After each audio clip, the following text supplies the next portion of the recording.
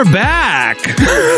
sorry for the 2-week episode gap, everyone. First time in 15 years we've done that. But this is finally episode 972 of the Relevant Podcast here in Orlando.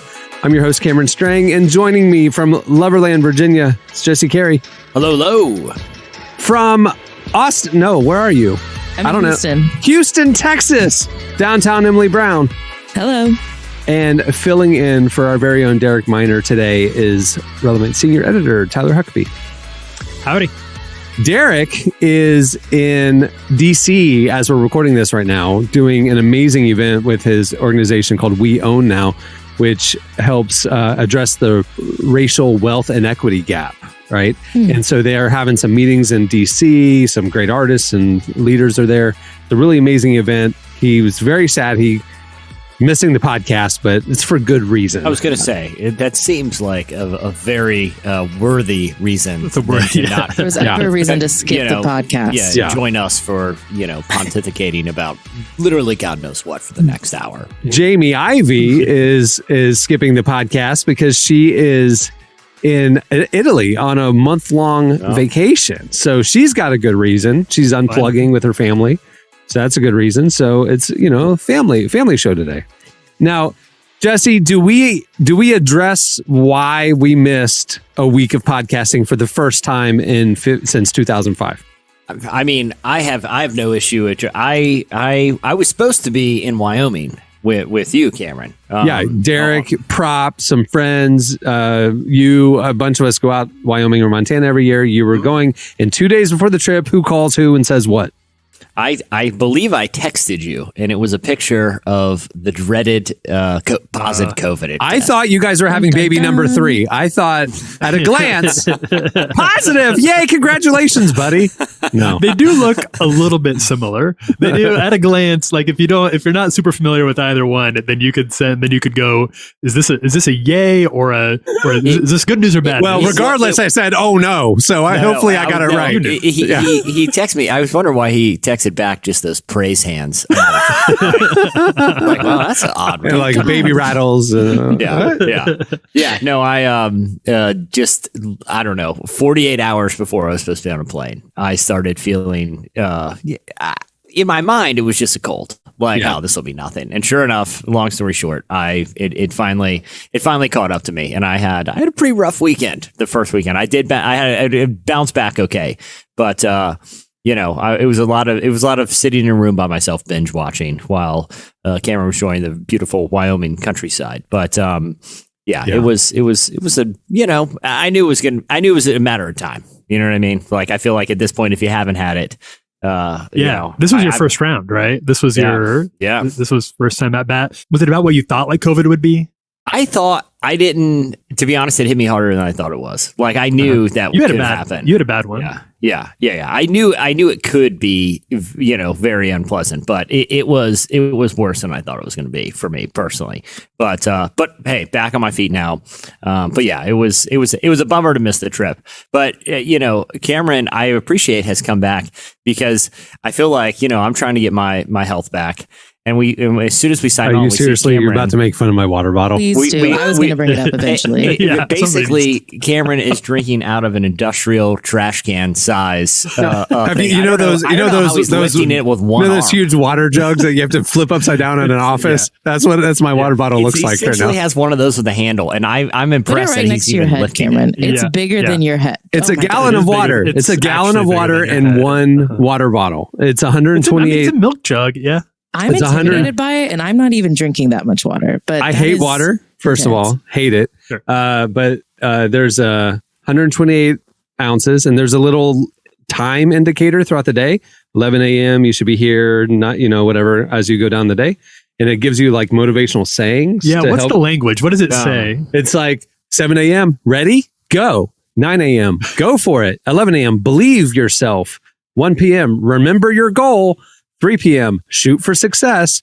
5 p.m., don't give up. 7 p.m., almost there.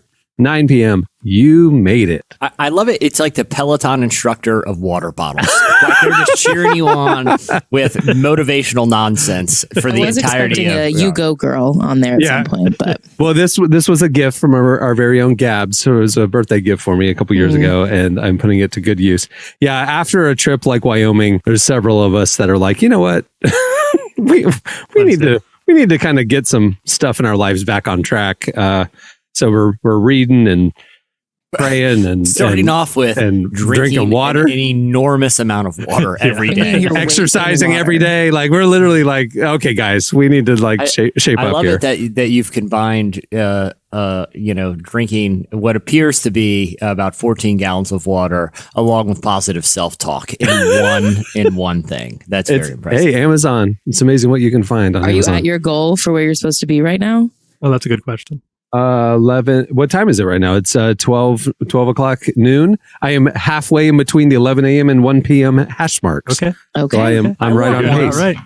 I want one of those, but I want it to say things that, are just profoundly disappointed that you haven't drinking up to that point in the day yet. Like, seriously? This is it. Yeah, this is your kidneys talking. You're dehydrated. Come on now, you're better than this. Like, I want one that's a little harder edge to it. Tough love. Tough love water. I've been doing this for a couple of days now, and I slept great last night. It was like, I don't know, the hydration. This one of these is literally more. Unfortunately, the water people are correct. It helps. I hate that they're right, but it does make a difference. Sadly, other than a bottle of water, like if I'm doing a workout or something like that, just a normal living, this is more water than I've consumed in the last 3 months combined. I mean, this is like one day now.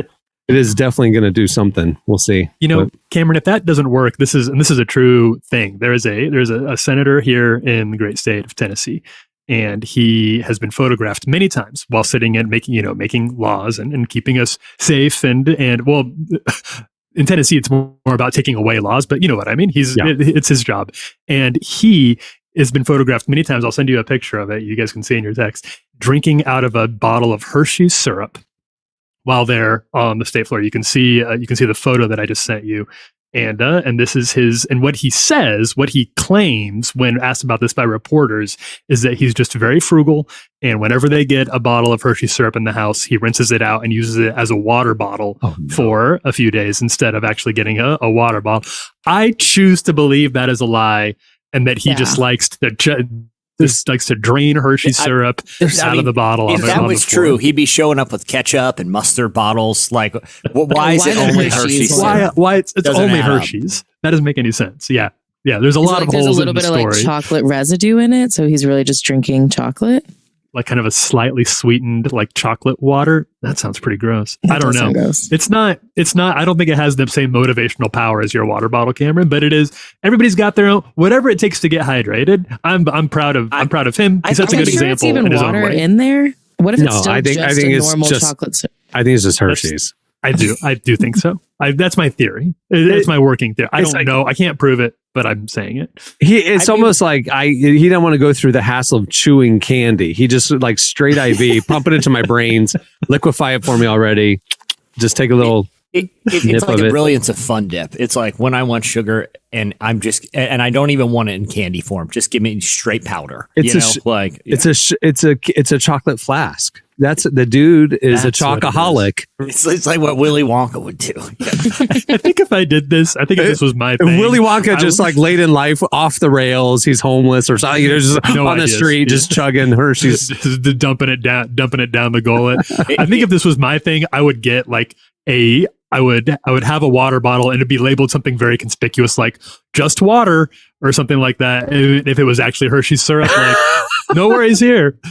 This is my water bottle. I've seen TikToks of like people going on cruises and stuff, and you can't bring libations with you onto the cruise because they want to sell it to you. So I've seen TikToks of people taking like Listerine bottles, filling it with certain concoctions, and then putting a little blue dye in it or something, and that's the way they smuggle it. That's what you'd be doing. You'd be doing that with chocolate. That'd be my thing. Going in a Sprite bottle. Going around the Sprite bottle. All right. Well, we have a great show in store for you today. Coming up later, Bryan and Katie Torwalt join us, some of our favorite worship artists. They're awesome. They're coming up later. You don't want to miss it. We also have your feedback, hilarious question of the week coming up. But stay tuned right now. Coming up next, it's Relevant Buzz.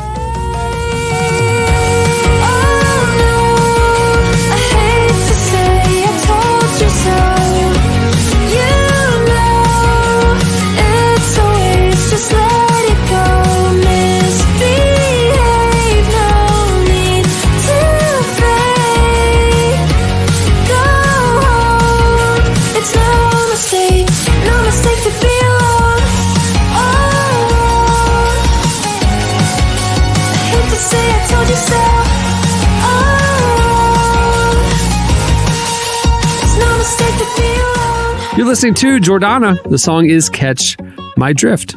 Well, today's show is brought to you by He Gets Us, a national campaign bringing the story of Jesus to every zip code.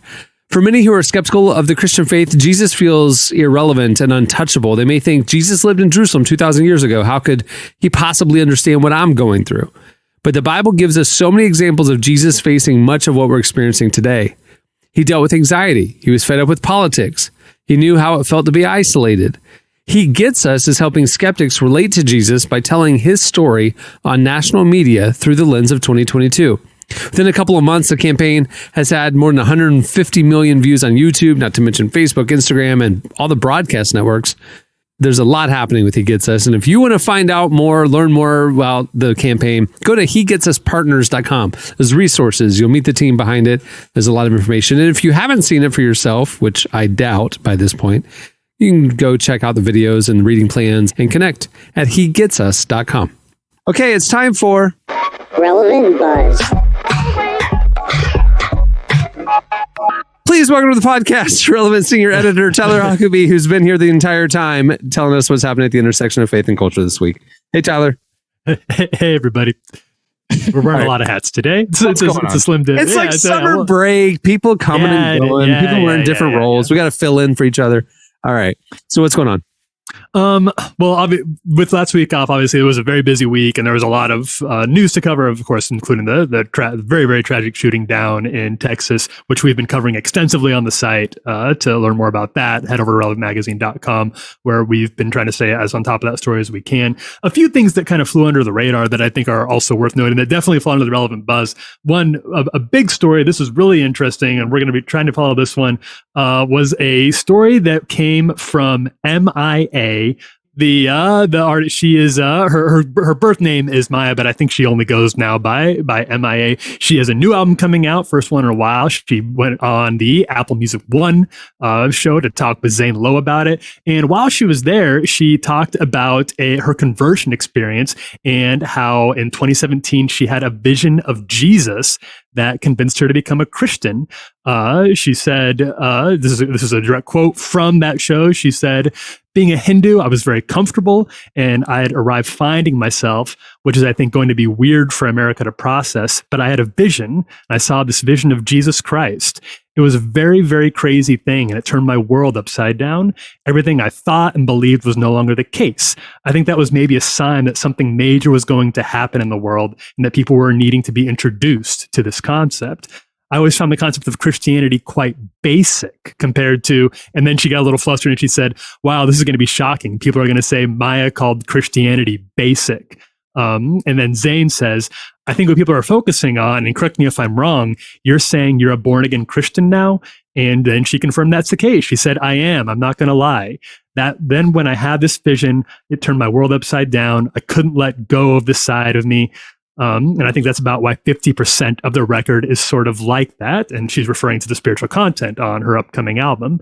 "I'm still me. That's still my language. Spirituality is the tool that I use to create beats and create sound like that. But the message and the history is, even if this cost me my career, I won't lie. I will tell the truth, and I will tell you what's on my mind and my heart. If I'm coming back now saying Jesus is real, there's a point for that.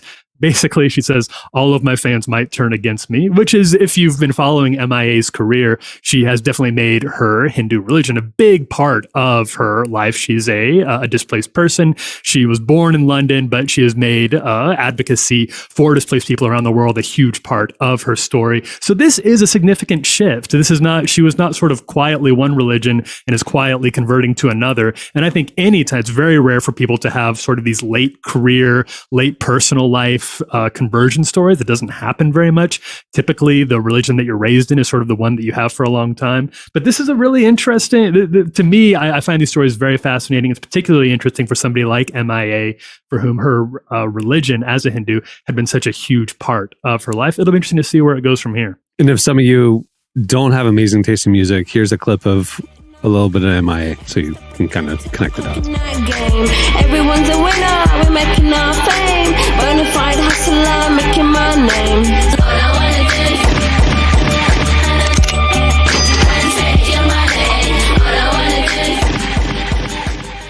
That's awesome. Maybe a little foreshadowing that there maybe is more to come on the relevant. I don't know. We'll see. Keep your eyes peeled. Watch this space. I get excited. Watch this space. So there's also, this is a story. This is one thing that we at Relevant try to do is we want to make sure that we're telling the truth. And if a story starts going around that is not the case, we want to try to debunk that and make sure that we're using it. We're mythbusters. We're going to put it to the test. I love myth busting. Myth busting is that is gas in my tank. Hobby. I love doing it. I seek out myths and then I bust them. It's easy. I love doing it. And there is one that gained a lot of steam this week that is going around quite a bit, and it does kind of fall a little bit into our radar. So I want to make sure that we address it, and we're busting a myth here. So you may have seen, if you've been on the internet, you've seen what would be certainly a very troubling story that's been gaining traction in some circles, according to multiple outlets, including very well respected outlets. High schools in Oak Park, Illinois, are introducing a new, what they're calling equity-based system of grading, which will, and this is a quote from these outlets, raise the grade point averages of Black students and lower scores of high-achieving Asian, white, and Hispanic ones, end quote. Now, that would obviously be very concerning if something like that were to happen. People were understandably outraged. They were, of course, blaming critical race theory and things like that, like this sort of like wokist regime that's now coming for the students' grades. And such a race-based grading system would be outrageous if it were true. But of course, this is not actually the case. What? Now, it is true. Tyler, there's false information on the internet? On the internet, yeah, I know. This is the first time it's ever happened.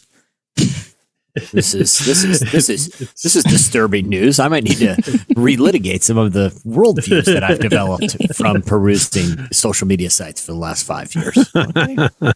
So yeah, this is if you saw this on the internet, I hate to break it to you, this is not actually a true story. This isn't what's happening. So it is true that Oak Park and River Forest High School is making some changes to its grading system that is going to try to account for things outside of students' control. So instead of docking grades for things like turning in assignments late or being late to class, teachers are going to try to adopt more lenient policies around things like late assignments and redos on exams. Now, these changes are being applied across the board, it's not like this does apply to students of one ethnicity and not to another.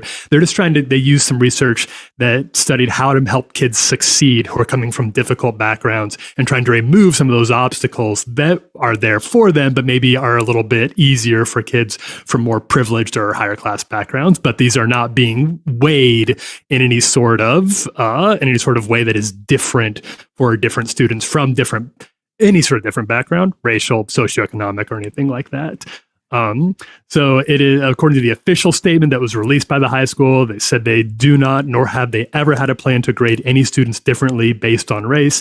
That did not stop an outlet called the West Cook News, which, as far as I can tell, is sort of patient zero here, from reporting that, quote, Oak Park and River Forest High School administrators will require teachers next school year to adjust their classroom grading scales to account for the skin color or ethnicity of its students.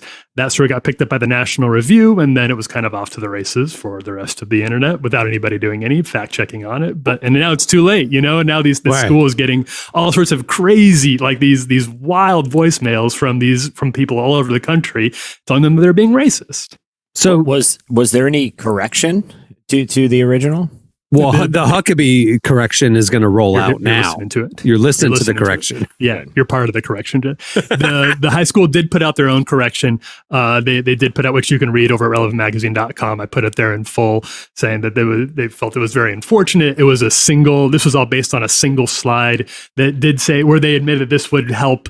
They hope this would help people from different backgrounds have an easier time in school, but that was construed to mean that it would be, you would be weighting these grades in some sort of way. I was telling you this earlier this morning, Cameron. I think some people just kind of like believing that our public schools are out of control and the wokeists are taking over and there's nothing we can do about it. Yeah. Even though the actual evidence there isn't really. There's nothing tangible there. But that's the thing. In the age, age, me at evidence, Tyler. I'm more of a gut kind of guy. If something doesn't feel right, I just speculate wildly that it's the worst case scenario. So you have your evidence. It really stinks that evidence is always in air quotes now, because if somebody can hear actual evidence about something that they disagree with, they immediately are listening to it or assuming that, well, I can find other evidence to disprove you. You know what I'm saying? Like nobody believes evidence anymore, but oh well. Yeah, of course. Yeah. Well, you can have your facts, Tyler. I'll go with just pure blind outrage. My gut has never gone against me. Except after I went to Waffle House at one night at 2 a.m. Ooh. And my gut definitely went against me. Except like 60% of the time. But thrice divorced, angry at the world. My gut's never wrong. Well, it's been wrong a few times. All right, what else you got? Last story. This is just I kind of like when these stories happen. Emily, I know you've dug into a little bit. Jesse, have you dug into Stranger Things? Are you on the Stranger Things train at all? Do you have any? Is that your bag? Not for since like season one. I have a deep appreciation for the show and the concept and the style, but I feel like it's on the hierarchy of shows that I feel obligated to watch. It's pretty low right now, but I do appreciate it. And Cameron, that was you too, right? Season one. He took the words out of my mouth. Watch season one, understood the cultural phenomenon. Yeah, I get it. It's good. Haven't felt compelled to come back 3 more times. So, I have loved each more season than the last. So I will be the sole Stranger Things. That's interesting, because most of the hot takes I see on the internet is that 2 and 3 were a letdown, but 4 is back to the glory years. I think they are very different, but I liked them. So I wasn't let down by them.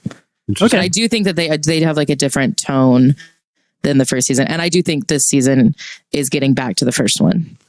Interesting. Did you have you seen the whole season yet? The latest season? No, it takes like 20 hours to watch the season. Yeah, that's the thing. It's like, they're like 90 minutes to 2 hour long episodes. That's why I'm not doing it, honestly. Length. I just don't have that I think the shortest one is like an hour and 10 minutes. Yeah, no thanks. That's crazy. No thanks. I got a lot going on. I'm a busy man. See, I don't, and I think that's too long. It's cutting into Cameron's water drinking time, which is now about 4.5 hours uninterrupted of the day. Well, it is a cultural phenomenon. Obviously, it's far and away Netflix's most impact heavy show, and it's so impactful. And this is I found this to be very crazy. And Emily, we're not going to spoil anything here, but Emily, I believe if you're right, the song "Running Up the Hill" by Kate Bush is a very significant plot point, right? Yes. The 1985 Kate Bush jam "Running Up That Hill" factors in pretty heavily to. I play it every time I go on my incline treadmill. Yeah. You should just put it on the water bottle. So you're running up the hill. Treadmill plays it automatically. So this song it's an important part of the latest season of Stranger Things. It apparently has captured the minds and the hearts of a new generation who's hearing it, many of them for the first time on Stranger Things now. It became so popular that as of yesterday, we're recording this on Wednesday, June 1st, as of Tuesday, May 31st, it was the #1 song on all genres on both iTunes and Spotify. This Stranger Things has that. That is a sort of power, cultural power that just not many shows have. And I am surprised that Stranger Things is still able to bring a song, let alone a 37-year-old song, to the very top of the charts based purely on, I guess, vibes. People just like it. You could have heard it at any point in the last almost 40 years, and now it's become a number one. It's becoming a phenomenon all over again. This does happen sometimes, but number one on Spotify and iTunes, that's tough, especially with a lot of new music out there right now. Like Harry Styles isn't number one on the charts. Oh, all right. I'm shocked go ahead. I would say here we're going to toss to it. But if you're listening to this podcast at the gym, which many of you are, if you're on the treadmill, hit that little incline button a little bit, notch it up, because the clip's coming. Here it goes. All right, here's Kate Bush.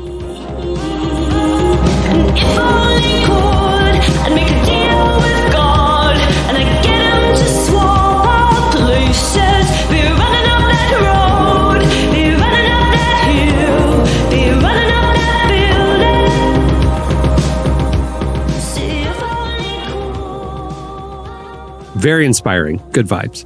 It's powerful. I'm shocked, though, Highway to the Danger Zone is something right now. Because I think we've all, at this point, if you're seeing the new Top Gun, you've seen it by the time you're listening to this. You need to know a place within seconds of Tom Cruise appearing on screen, personally thanking you for going to see Top Gun. I mean, that's how the new Top Gun opens, with Tom Cruise admiring the fact that he released another Top Gun and you're there to watch it. Okay, all the cards are on the table. Wait, what? Yes. What are you talking about? You guys Cameron, you saw it? I did see it in IMAX. I have not seen it yet. I have not seen it. Emily, did you see it? I have not. In my theater, the film opens with Tom Cruise, not in character. He's just Tom Cruise looking directly into the camera. Thank you for coming to see Top Gun. And I'm like, all right, you're welcome, Tom. Let's do it. And then Danger Zone starts. I was at a Regal Cinema. That might have been an AMC exclusive edition. Are you serious? I don't know. I have no recollection of that happening. Well, it was appreciated, Tom. Did you see it like opening night? Like, when did you see it, Jesse? Opening weekend. But I did watch. I saw it opening weekend as well in IMAX. Mm-hmm. You'd think if anybody was going to get the special shout out, it's the people who paid double the cost to watch on a three-story movie screen. I didn't get any shout outs. Well, doesn't this mean that theoretically you could, if you go to the right showing, you could first see Nicole Kidman welcome you back to the movies, and then see Tom Cruise thank you for being at this movie? That's an interesting little confluence of pop culture history all in one. I love that. I couldn't be more excited. That would get, I hope this, I'm seeing it tomorrow. I'm seeing it on Thursday, and I will report back. Report back if you get the greeting. Yeah. I watched the original on Netflix the evening before I saw the new one. Sure. And it's, let's just say this filmmaking was different in the 80s. Okay? There are extended dialogue-less scene of guys just kind of hanging out that don't serve the plot at all. I would say about 30% of that movie could be cut, and it would not affect the plot whatsoever. I took my kid to see the new one, and he was like, I haven't seen the first one. I don't know what's going on. And I basically told him, this dude dies. This dude was the rival. That's all you need to know. You're good. Yeah. And then he loved the movie. Well, the other thing about the original is if you rewatch it, they play Danger Zone. They just keep running it back. It plays no less than like 5 times. Well, why wouldn't you? If you pay your one license fee, it's unlimited use after that. Go ahead and max it out. Is it only a one-time thing? No, I don't know. I'm just kidding. Well, maybe back in the 80s, they bought the song and they just want to keep playing it. Yeah. They couldn't afford 6 songs. I think Kenny Loggins in the 80s would just write songs specifically. They're like, hey, we need a song for Caddyshack. He's like, all right, I'm going to write. Of course they did. Yeah. That's how they made music. Think about like the Arthur soundtrack or theme song, Chris Christopherson, caught between the moon and New York City and stuff. It was the opening theme song to the movie Arthur. They wrote, and he literally described the plot of the movie in the song. They totally wrote. To bring that back. I loved it. I loved it. We got to bring that back. No, like Prince did the Batman song. I think we talked about that like 89. We need more like more commissioning artists at the top of their games to be like, here's a script, here's the vibe, go. It still happens sometimes, but we need like the song to describe the plot of the movie. Because they're doing like the artists at the top of their game, like the Minion soundtrack we talked about a couple of shows ago. Sure. But they're not writing those songs for the plot of the movie. They're just licensing certain songs to the filmmakers. You know what I mean? Yeah. Like, remember back when Will Smith, every movie that Will Smith was in would end with him kind of recapping what just happened. in chorus. Those were the golden days of Hollywood. It was like the opposite of a 90s sitcom where they basically just bring you up to speed on everything that's transpired in this family, and in the form of a 45-second little ditty. Will Smith, would just recap the film in the form of that's hilarious. Rap. A, who thought of doing that, and B, why did it stop? That is such a weird thing if you think about it. But Wild Wild West. And then there was a radio hit. It was just like the jingle from a movie. It's so random. Will Smith should have done it for the Venus and Serena Williams movie. He should have done the entire trajectory of the Williams sisters' career in rap. It's a 20-minute ballad. Yeah, it's quite extensive. They've lived eventful lives. The orchestra is playing. Oh, man. All right. Well, that'll do it for Relevant Buzz. For all the latest, make sure to make relevantmagazine.com part of your daily web browsing and follow us on all the socials. All right. Thanks, Tyler. Stay tuned. Up next, Bryan and Katie Torwalt join us. You take it up the night, drinking up my wine. You act like you could cry, even when I take your side. Oh, baby, baby, I guess I don't know how to try. I guess I don't know how to try. So tell me that you'll be alright, and tell me that I'm what you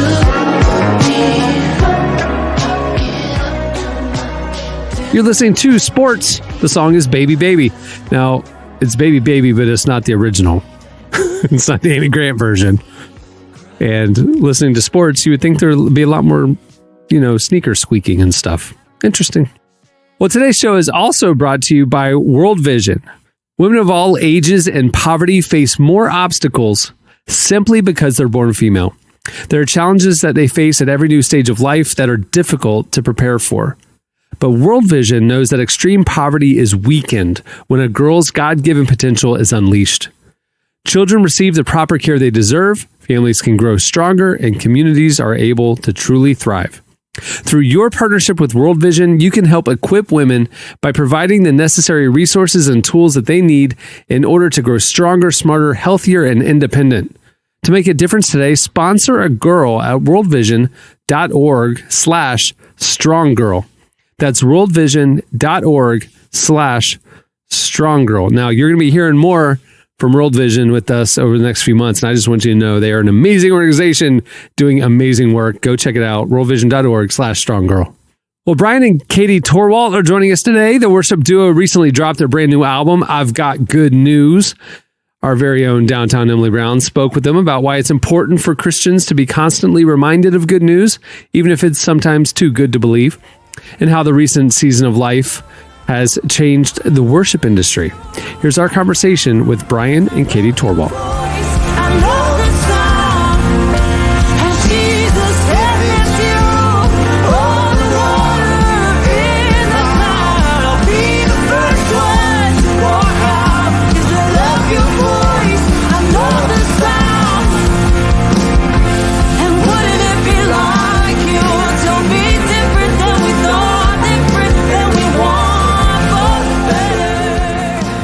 Okay, you said this was a quick turnaround. So how did this album come together, or when did this start coming together? So the album process, we released a song last summer called Wouldn't It Be Like You? And I think when we came... January. Oh, it did, yeah. We wrote it a while ago. We wrote it in 2020. We recorded it in last summer. Yeah. And so that was a perfect example of something that took a lot longer than we expected. It just wasn't the right time. And it was just one song, but it released way after the fact. Mm-hmm. I think when the pandemic happened, as people that typically are on the road, leading worship, doing conferences, doing tours, whatever, we thought we're going to be home and we'll write and it'll be amazing. And I mean, we were going to use the best of that time to create, And I think it took a lot longer to actually write and feel like we had something to say that was of value. We just watched Netflix like the rest of everybody else. We didn't. Yeah. That's okay. And we just, what are you going to say? Nobody has experienced anything like this. And I think there was a lot of people saying a lot of things. And so we just really felt like we were surprised by the fact that we just did not have a song, kind of. Nothing was happening. Nothing was coming out. And so it took us probably a full year almost to start really writing and feeling like we had like a message that was worth sharing and asking other people to sing and recording and everything. And so when that happened, the very first song that came out was Wouldn't It Be Like You?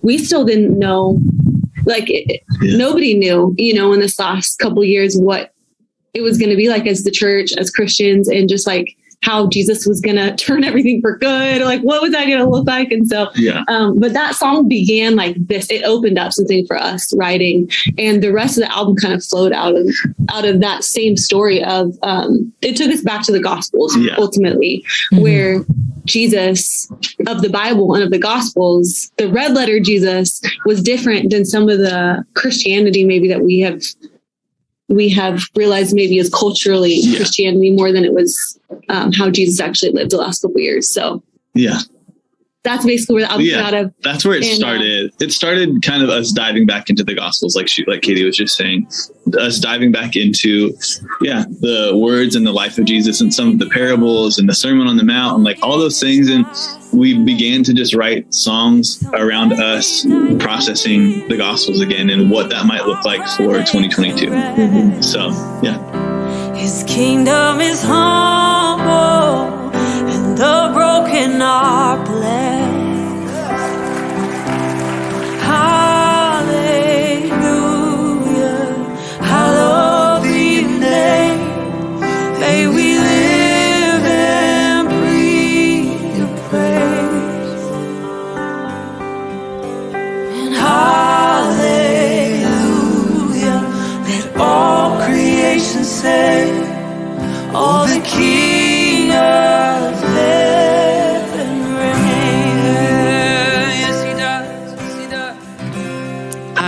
I want to talk about, the name of the album, and one of the songs is called Good News, which I think is just so important for 2022. So I'd like to know, what do you guys think it means to hear or experience good news in this time in history? Yeah.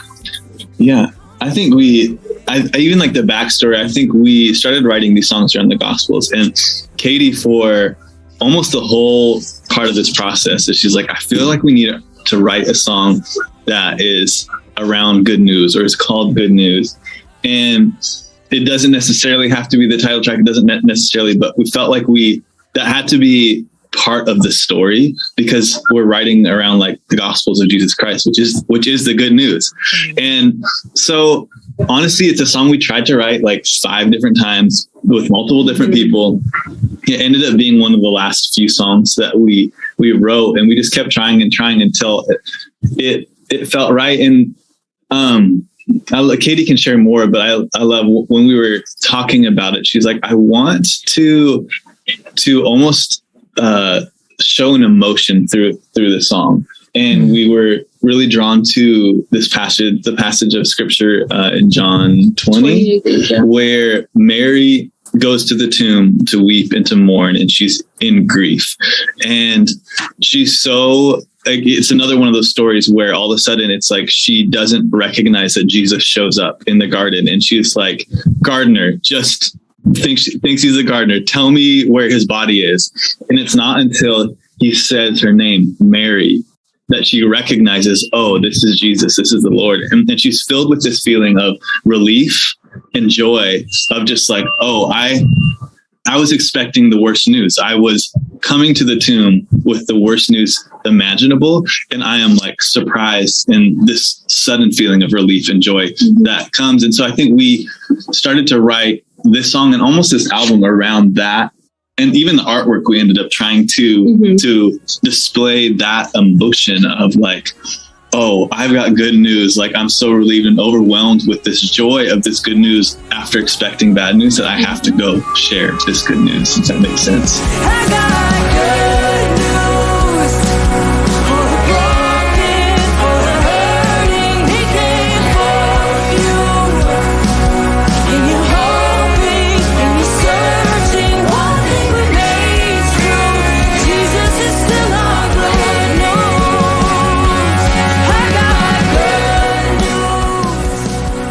that's what I feel like one of the emotions that we want to convey with this record, of that, like he was talking about, that moment of relief. When you hear the good news of the gospel, when you hear this isn't it, when you hear, you know, all this is not for nothing, when you hear like God is really good and the story isn't over. There's a Bible that we read to our little girl. We have a 3-year-old little girl, and it's called the Jesus Storybook Bible. And you know, there's some crazy Old Testament stories in the Bible, like there reading are. to the 3-year-old. Like, you know, there's like, okay, and Goliath fell and he was defeated. Like, we'll just leave it there because you're 3 for now. But one thing I really like about this Bible is that at the end of every story, from the very beginning, it ties to Jesus. So you're reading it through the lens of Jesus. And so we'll go through one of these Old Testament stories, but at the end, it'll be like, and someday a savior will come and wipe away every tear, and the ultimate rescuer, you know, that will rescue us for eternity, and we'll get to be together. And I just think it's been really profound to me to read some of these stories again to her, really with that lens in mind, because I believe that's the way that we should see the world right now, as Christians that have, you know, that live in a new covenant, that have access to Jesus and are saved for eternity, that we get to experience some of these darker moments. And we get to we're living a human experience that is real, that is really difficult, and it's not promised to be easy at all. But we have a hope, and we have a source of life, and we have good news, because this is not all there is. And so it's that lens that you look through, while still not being in denial of like, hey, the world is crazy right now, and there's really dark, evil things happening, but there is a hope, and there's a future, and there's a story that is still being told, that through the lens of Jesus is a good story. Freeing each soul that was bound up, loving the one who was unloved, giving mercy to sinners, and he still does. His love is as vast as an ocean. He cares for the poor and the orphan, the hero and for the one. I would love to hear your thoughts on this. You know, I think a lot of people, they can hear good news, but there's also that step of believing the good news. Because, you know, even like Mary in the garden, you know, she sees Jesus, but she doesn't believe it's Jesus, like kind of that thing. So, you know, what would you say to someone who has heard the good news, but they're just struggling to believe that, or they just think it's like too good to be true? You know, like what would you say to them to encourage them? It's really good. Yeah, that's actually such a great question. I think that what we found over our years, or what I found over the years of my like walk with Jesus, is to not stop asking for him to just show up. And it's like, even in the moments when I don't even believe that he will, or I feel like my faith is not there, it's like, God, just open my eyes to recognize you in all of these moments. And a lot of the times it's like, okay, a year later, I look back and I'm like, oh, God was there in that moment. And sometimes it's so hard to see in the exact timing what God is actually doing and how he's with us. But the fact that he did promise, like, I will be with you, I will walk with you.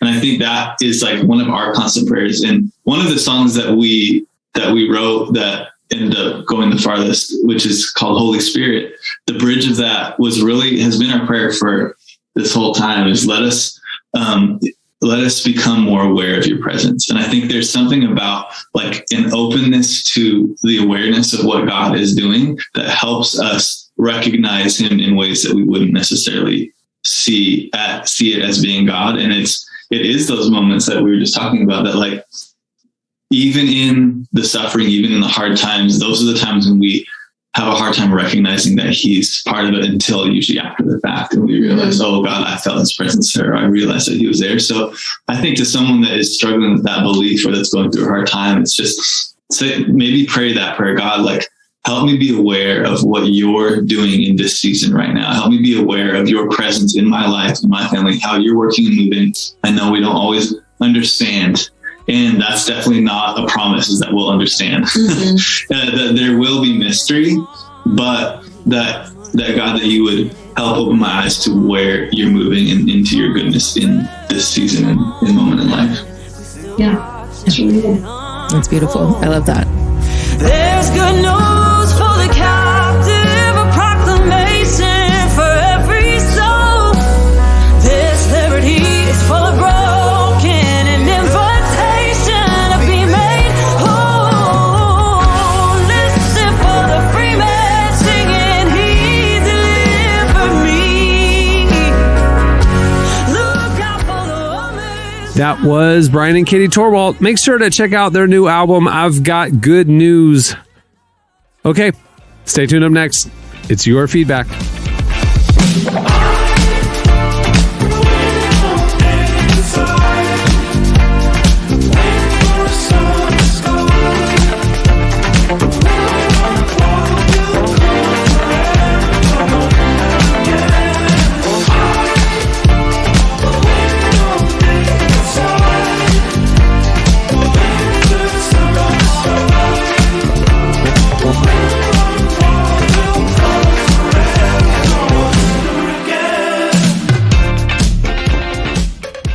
You're listening to Foles. The song is 2001.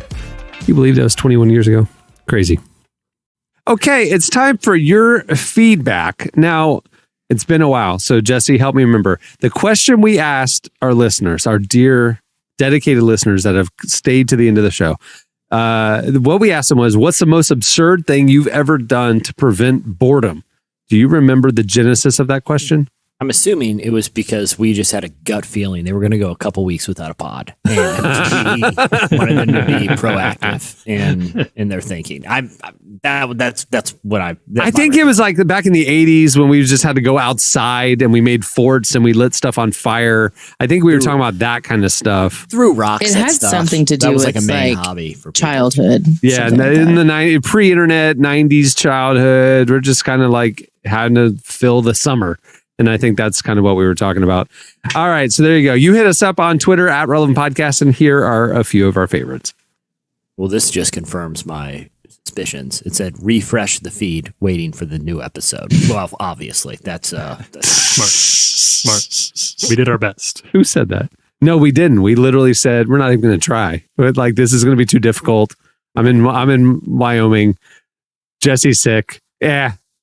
We literally put in zero effort, Tyler. We did. This is great. No, we could have tried. This is a good answer to this question because this really does sound like the height of boredom.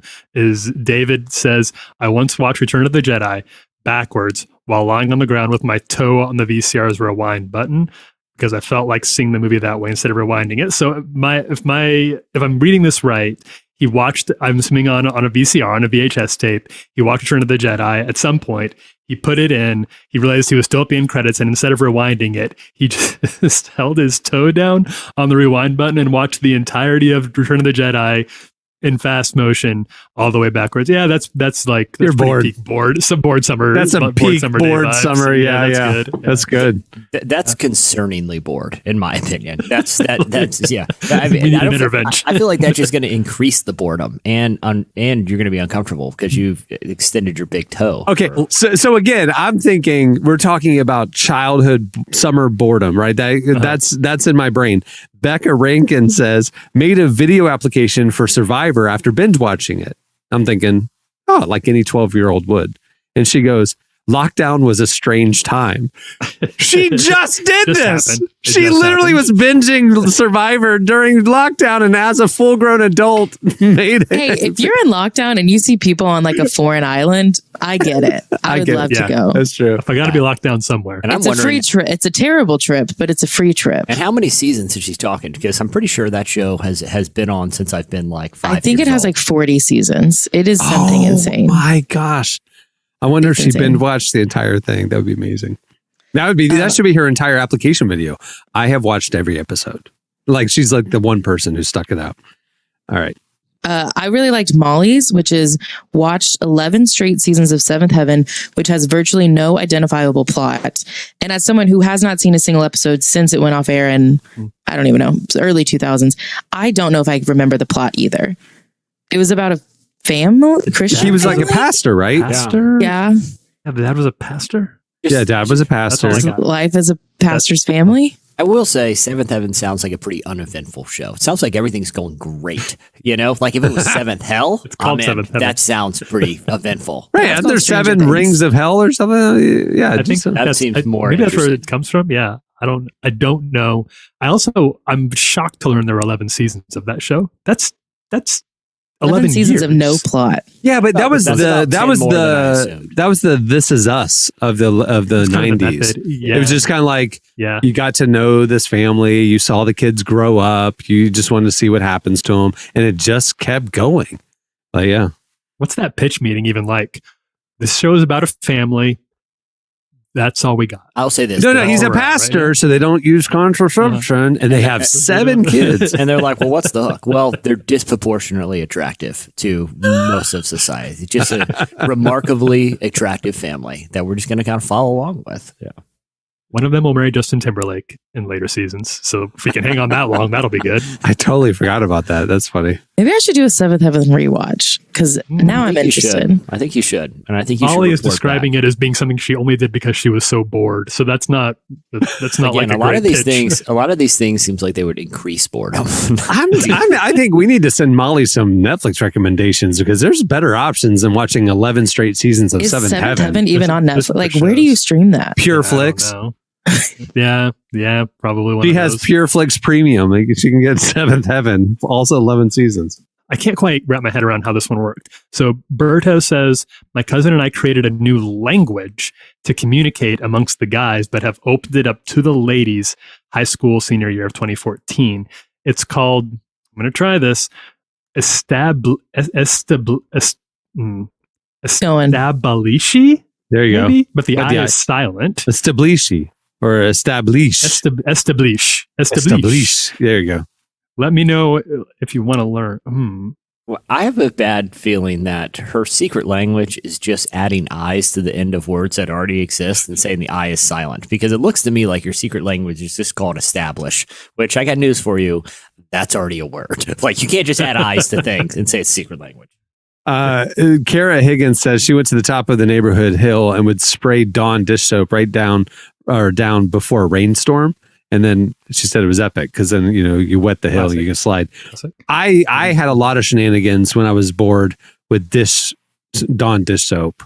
Like me and my friends would sneak out at night. I would and- get every pot and pan pristine. It was so fun. we would go to like the grocery store and buy all of it. We would buy every Dawn that we could, and we'd go to like the fountains in front of apartment complexes and stuff, or hot tubs at an apartment complex, and we just dump it full of Dawn. And then when they turn on the fountain or turn on the hot tub, it just explodes. It's hilarious.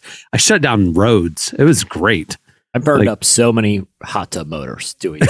Yeah, it was just a real gas. Yeah, I wasn't. Yeah. My pranks were hilarious to me and me alone, and not to the residents of the Fairfield apartment complex. So anyway, all right. Well, there's a lot more that came from. If you want to check it out, just go check out the replies at Relevant Podcast on Twitter. Okay, it's time for this week's Editorial question of the week. the whole Stranger Things making Kate Bush number 1 on all the charts got us thinking about what other kind of iconic favorite songs that maybe you have in your life that you think something, a viral clip on TikTok or a movie should propel back into the cultural zeitgeist. What's the song that you want everybody to love as much as you love it? Tell us. We'll play some clips on the show next week. I mean, Yeah, you had Toto's Africa, like that was a couple years that had cranberry really big, juice sold out because of that Yeah. skateboarder. I mean, like, Oh yeah, exactly. Yeah. Fleetwood Mac had Dreams come back, and there's always, it seems like one you get about one a year. This is going to be the year of Kate Bush. I guess we'll see what people pick for 2023. What's going to be the next one? Yeah, but let's listen to a couple when we get these. Yo, absolutely. Yeah, we'll make a playlist. Yeah. We can Oh, put a yeah. little what mix if together. somebody like it. says Will Smith's Wild Wild West? based on the What's going to be the thing that brings that back into the national? you can't. What if you put that in a different movie? Like, Yeah, that's what I'm saying. Yeah. yeah. Just it's like an A24 drama, just for no reason. Wild Wild West starts playing. Like what? Oh, I love it. All right. Well, before we wrap things up, I want to once again thank Bryan and Katie Torwalt for joining us today. Make sure to check out their brand new album, I've Got Good News. It's on all streaming platforms. Also, a little reminder, make sure to check out Relevant Plus. The Relevant Plus subscription gives you access to a ton of exclusive features, extra podcasts, ad-free content, and more. You can find out all the information and sign up on our website. It's as little as $2.50 a month, I believe, maybe $2.99 a month. You get a free, you get an early released edition of this podcast, also ad-free as part of Relevant Plus. So if you like this show, but you don't like all the promos, go check out Relevant Plus. Also, while you're there at the site, get a good look at the latest digital issue of Relevant. We feature conversations with Channing Tatum, Ryan Reynolds, Shauna Niequist, Brooke Ligerwood, and so many more amazing, fascinating people. You can read the ad-supported free version by clicking the magazine tab, and Relevant Plus members get an enhanced edition ad-free as well. You can go check that out. All right. Hey, and if you want to stay in touch with everything relevant or the best stuff we're putting out, sign up for the Relevant Daily Newsletter. You get an email in your inbox every morning with our top 5 trending stories. It's a great way to keep your finger on the pulse of what's happening at Relevant. You can sign up right there on the homepage or on any of the article pages at relevantmagazine.com. And follow Relevant on all the socials to kind of not miss a thing. We're on Twitter and Facebook all day long. We're on Instagram occasionally and TikTok rarely, but we're on all of them. So make sure to follow along. We're at Relevant or at Relevant Magazine. Okay, on that note, we'll wrap it up. I'm Cameron Strang. I'm Jess Gary. I'm Emily Brown. Tyler Huckabee. All right, we'll see you next time. Have a great week, everyone.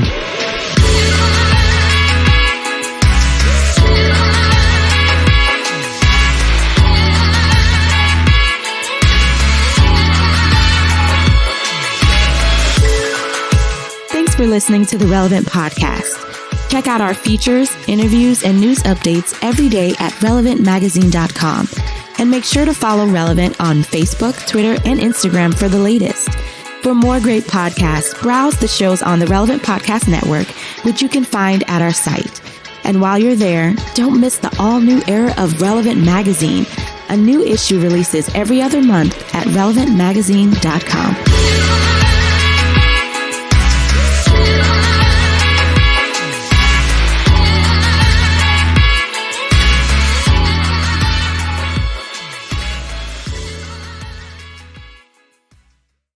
It's like the Peloton instructor of water bottles. Relevant Podcast Network.